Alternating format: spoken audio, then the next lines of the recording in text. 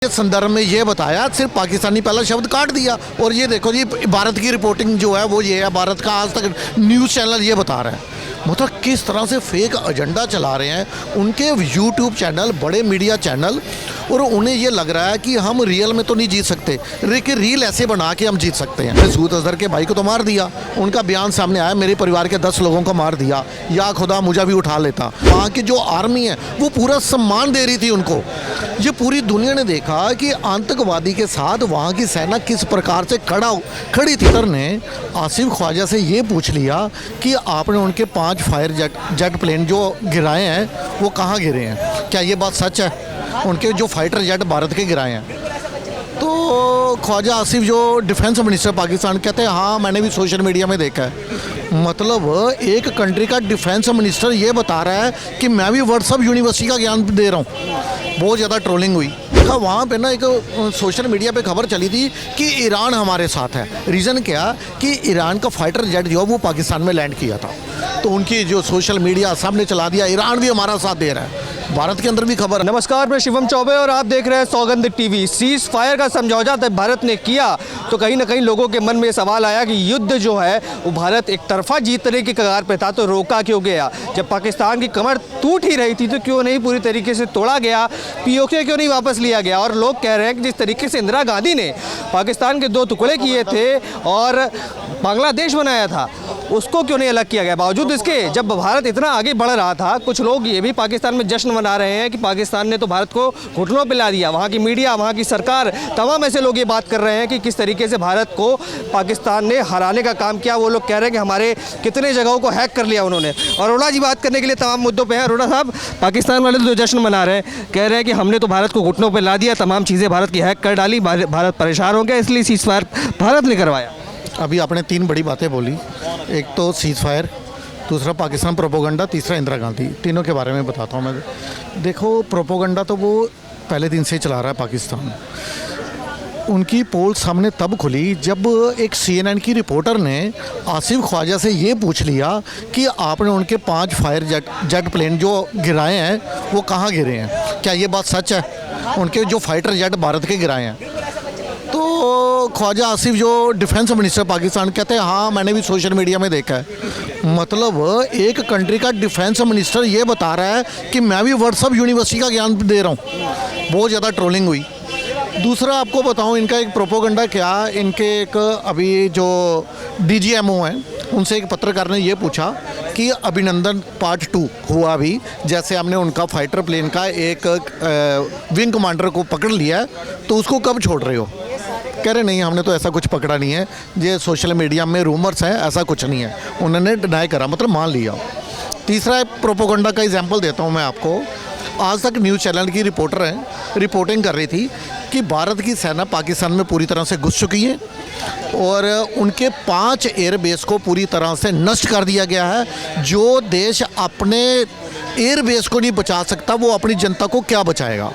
इन्होंने यही क्लिप जो है, किसकी बात कर रहा हूँ, उनके आर्मी चीफ जो हैं वो प्रेस कॉन्फ्रेंस के अंदर इसको क्रप करके ये बता रहे हैं कि पाकिस्तानी शब्द उन्होंने काट दिया। ये बताया कि जो 5 एयरबेस पूरी तरह से नष्ट कर दिए गए हैं, जो देश अपने यहाँ के एयरबेस को नहीं बचा सकता वो जनता को क्या बचाएगा? उन्होंने भारत के संदर्भ में दिखाने की कोशिश के संदर्भ में ये बताया, सिर्फ पाकिस्तानी पहला शब्द काट दिया। और ये देखो जी, भारत की रिपोर्टिंग जो है वो ये है, भारत का आज तक न्यूज़ चैनल ये बता रहा है।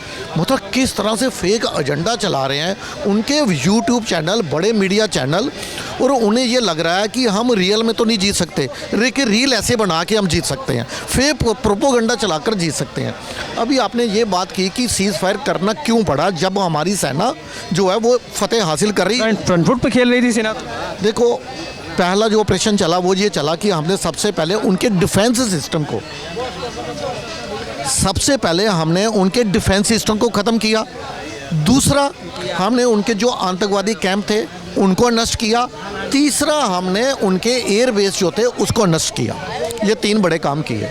उस पूरी दुनिया ने देखा कि उनके जो आतंकवादी जो मारे गए थे, जो अजहर में जो महमूद अजहर जो है, मसूद अजहर का भाई, हाँ मसूद अजहर के भाई को तो मार दिया। उनका बयान सामने आया, मेरे परिवार के 10 लोगों को मार दिया, या खुदा मुझे भी उठा लेता। और उनकी जो फैमिली को मतलब कैसे सम्मान दिया जा रहा था, जैसे यहाँ पे भारत के तिरंगे को ऐसे पाकिस्तान के तिरंगे में वो ताबूत को लिपटता हुआ दिखाया, और वहाँ की जो आर्मी है वो पूरा सम्मान दे रही थी उनको।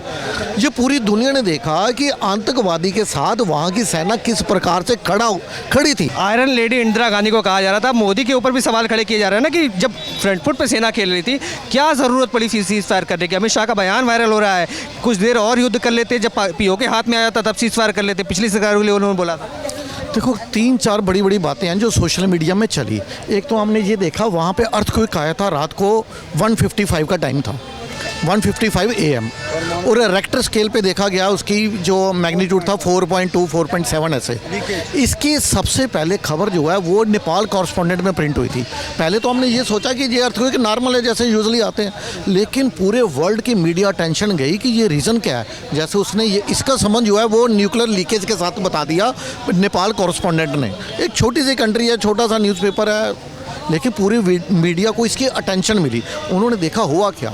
उसके बाद आपने देखा वहाँ पे ना एक सोशल मीडिया पे खबर चली थी कि ईरान हमारे साथ है। रीज़न क्या कि ईरान का फाइटर जेट जो है वो पाकिस्तान में लैंड किया था, तो उनकी जो सोशल मीडिया सामने चला दिया, ईरान भी हमारा साथ दे रहा है। भारत के अंदर भी खबर आई। उसके बाद हमने ये देखा कि USA के कुछ फाइटर जेट जो हैं, देखो उनका एक एरिया है उसका नाम है सरगोदा के जो पहाड़ी हैं पीछे, उसको यानी कि नाम दिया जाता है किराना हिल्स के वहीं पे उनका न्यूक्लियर प्लांट है। अब ये सारी चीज़ों को यदि हम जोड़ें, देखो वहाँ के विदेश मंत्री जो ईरान के हैं उनका कॉल आ गया हमारे S जयशंकर को। उन्होंने बताया कि एक्चुअली क्या है, ईरान के पास एक है नील डेल्टा, वहाँ पे बोर्नो जो है वो पैदा होता है। तो बोर्नो जो है उसका इस्तेमाल किया जाता है, जो न्यूक लीकेज है जो रिलीज़ हो रहा था, जो रेडियो एक्टिव वेव्स जो वहाँ से निकलती हैं उसको रोकने के लिए उसका इस्तेमाल होता है। तो इसका मतलब न्यूक्लियर रिलीज हो रहा था वहाँ पे। तो ये उनके विदेश मंत्री ने हमारे S जयशंकर को बताया ईरान के कि हम वहाँ पे जो हमारा फाइटर जेट गया वो बोर्नो लेकर गया था, जो मैंने आपको बताया डेल्टा नील जो इजिप्ट के अंदर है वहाँ पे पाया जाता है बहुत ज़्यादा मात्रा में, और वहाँ पे कुछ USA के फाइटर प्लेन भी। और उसके बाद ट्रम्प का हमने ट्वीट देखा जो कह रहे थे कि यदि ये सीज फायर ना होता तो लाखों की जानें जा सकती थी। अब लाखों की जानें कहाँ, देखो हमारा जो ड्रोन जो वो S-400 था वो तो 100% कैपेसिटी के साथ काम कर ही रहा था, तो भारत में तो जाने नहीं जानी थी लाखों जाने। ये सब चीज़ों को यदि हम जोड़ें तो ये लग रहा है कि उन्होंने ये बताया कि पाकिस्तान के जो डिफेंस मिनिस्टर हैं उन्होंने USA में कांटेक्ट किया। उन्होंने बोला कि इस दफ़ा भारत ने हमारा जो न्यूक्लियर ऑपरेटिंग सिस्टम है वहाँ भी अटैक किया है। तो न्यूक्लियर ऑपरेटिंग सिस्टम पे अटैक किया तो उन्होंने ये बताया कि यदि भारत हमारे न्यूक्लियर पावर को डिस्ट्रॉय कर देता है तो इसमें पाकिस्तान के अंदर बहुत जानें जाएंगी। और दूसरा जो हम धमकी देते हैं भारत को हमेशा, हम न्यूक्लियर अटैक कर देंगे, वो भी नहीं हम दे पाएंगे, तो पाकिस्तान जो है वो पूरा भारत के कब्जे में चला जाएगा। तो जब हमने कब्जे में जाना ही है तो हम अपना न्यूक्लियर पावर बटन क्यों ना, चारों तरफा घेर लिया आप बता रहे भारत। कहने का मतलब ये बात उनके जो आर्मी चीफ हैं वो जब प्रेस कॉन्फ्रेंस कर रहे थे तो एक प्रेस रिपोर्टर ने पूछ लिया कि क्या हमने अमेरिका को थ्रेट किया इसके ऊपर कि हम न्यूक्लियर पावर की हमने थ्रेट दिखाई। जो मीडिएटर बना USA ट्रम्प साहब जो 2 दिन पहले बयान दे रहे थे मेरा इस वार से कोई लेना देना नहीं है, उनके जो यहाँ पे JD वैंस जो बैठे हुए थे भारत में वाइस प्रेसिडेंट अमेरिका के, वो भी यही बयान दे रहे थे कि हमारा इस वार से कोई लेना देना। तो एकदम से उनको इंटरप्रेट क्यों करना पड़ा, मीडिएटर क्यों बनना पड़ा ट्रम्प साहब को। रीज़न यही था कि ये जो न्यूक्लियर पावर की जो थ्रेट दी जा रही थी उसी के कारण कि अभी ये कुछ समय के लिए उन्होंने बोला कि अभी हमारे जो माननीय प्रधानमंत्री उन्होंने कहा ऑपरेशन सिंदूर खत्म नहीं हुआ, अभी इसको टेम्परेली सस्पेंड किया गया है। और साथ में सीज फायर के अंदर ये भी शर्तें रखी गई थी कि उनका act of terrorism will be equal to act of war. यदि उन्होंने दोबारा कोई टेररिज्म अटैक किया तो हमें UNO में सिर्फ यही बताना है कि इसमें पाकिस्तान का हाथ है, हमें किसी से परमिशन लेने की ज़रूरत नहीं वार करने की। गोली के बदले गोला, गोली के बदले गोला जो इन्होंने बोला है। और दूसरा जो सिंधु वाटर ट्रीटी है उसको भी अभी सस्पेंड ही रखा जाएगा, उसके ऊपर कोई बात नहीं की गई। तो इसमें भारत की भी सीज फायर के अंदर एक विन विन सिचुएशन थी। देखो हमने उनके एयरबेस से डिस्ट्रॉय कर दिए, आतंकवादी के जितने उनके कैंप थे वो डिस्ट्रॉय कर दिए, काफ़ी ज़्यादा आतंकवादी भी मारे गए। उनके बलूचिस्तान ने भी उनके कई मतलब सैनिक को, उधर से खैबर पख्तून जो है उन्होंने भी उनके कई सैनिक मारे पाकिस्तान के अंदर। तो इंडिया को ये लग रहा था कि अभी टेम्परेली सस्पेंड कर लेते हैं, इसी वजह से किया गया। अभी आपने बात की इंदिरा गांधी की, आयरन लेडी, चल रहा है सोशल मीडिया में कि उन्होंने 2 टुकड़े किए इंदिरा गांधी जी ने। देखो भले 2 टुकड़े कर दो चाहे बांग्लादेश से 100 टुकड़े करो, भारत को क्या फ़ायदा मिला इसका, मुझे ये बताइए।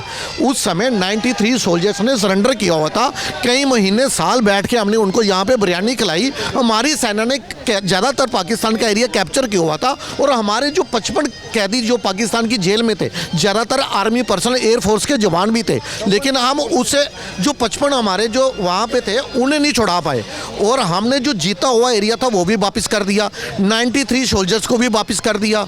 तो इसके अंदर मतलब हमारी सेना जो है वो बॉर्डर पे जीतती है, लेकिन हमारी पहले की सरकारें टेबल पर हारती थी। सेना का जो जीत का जो उसको हार में कन्वर्ट कर देती थी ये कांग्रेस पार्टी। आप देख रहे हैं सौगंध टीवी, सौगंध वतन की।